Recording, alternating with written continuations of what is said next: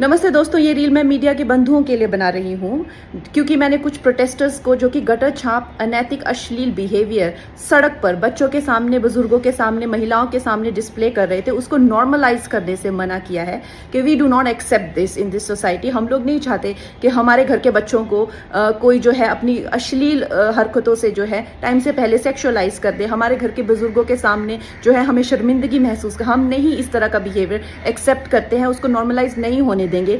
तो मीडिया जो है मेरे खिलाफ गैंगअप कर रही है और ये नहीं बताएगी कि जैसे स्काई रूट जैसे स्टार्टअप की मैंने कितनी बड़ाई की, हमारे देश के जेनजी जो हमें इतनी ऊंचाइयों पे लेके जा रहे हैं। नीट के छात्रों को मैंने खुद स्वयं जो है कितनी बधाई दी और ऐसे बच्चे जो कि अपने परिवार की जिम्मेदारियां उठा रहे हैं, हमारी टीम में भी ऐसे बच्चे हैं, हमारे घरों में रिश्तेदारी में भी जेनजी भाई बहन हैं जो कि हमारे बड़े काम संपन्न करते हैं। लेकिन कुछ चंद फॉलोअर्स के लिए और चंद कमेंट्स के लिए और कुछ लाइक्स के लिए ये मीडिया वाले इतने ज़्यादा बिक चुके हैं। और मैं देख रही हूँ कि कुछ फेमिनिस्ट जो हैं वो एंकर्स कह लीजिए या पूरे एक बुलेटिन कर रहे हैं और मुझे सिखा रहे हैं कि Kangana, why should these women have the burden of dignity और डिसिप्लिन। हम लोग मिलेनियल वुमेन पे इतना प्रेशर था to be dignified and to be disciplined, why do we have to give that burden to this generation. Excuse me, क्या आप अपनी बेटी को ऐसा सिखाएंगे?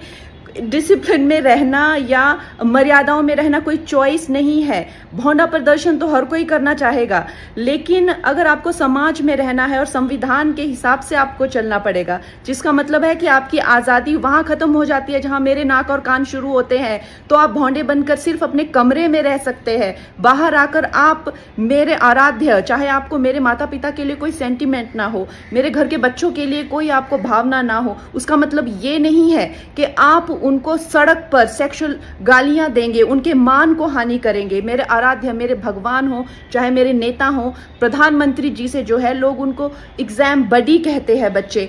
उनके साथ में कितने लोगों की भावनाएं, कोई उनको लीडर मानता है, कोई उनको दोस्त मानता है, कोई उनको परिवारजन मानता है, कोई उनको भगवान मानता है।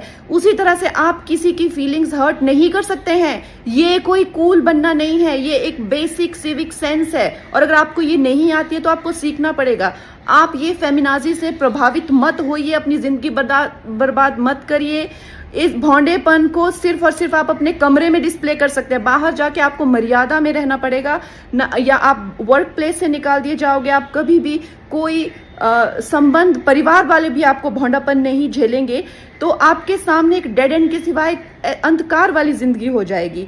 वैसे अगर देखा जाए तो साइंस भी कहती है कि ह्यूमन लाइफ का जो पर्पस है वो एवोल्यूशन है, और शास्त्र भी कहते हैं कि आप पुरुषोत्तम जो सर्वश्रेष्ठ है पुरुषों में, उस एवोल्यूशन की तरफ जाइए। लेकिन ये फेमिनाजी आपको सिखा रही है कि आप एनिमलिस्टिक जाइए और आप अपने गले में ऐसा, मतलब आपके गले में पट्टा डाल रहे हैं कि आप एनिमल बनिए, आप एनिमल टेंडेंसीज जो है वो डिस्प्ले कीजिए और बिल्कुल आउट ऑफ कंट्रोल हो जाए, भौंडे हो जाए, ताकि आप जेल में पहुंचे। आपको डिसाइड करना है कि आपको कौन अच्छे से गाइड कर रहा है और कौन आपको सही दिशा बता रहा है। मैं यही कहूँगी जो मैंने अपने बड़ों से सीखा है और जिन्होंने मुझे गुरुओं ने जो मुझे ज्ञान दिया है वो यही है कि ये हमें जो जीवन मिला है वो इवॉल्व होने के लिए मिला है, रिग्रेस होने के लिए नहीं मिला है एनिमलिस्टिक टेंडेंसीज में। सो आप प्लीज़ इवॉल्व होइए और सबको गुरु पूर्णिमा की बहुत शुभकामनाएं।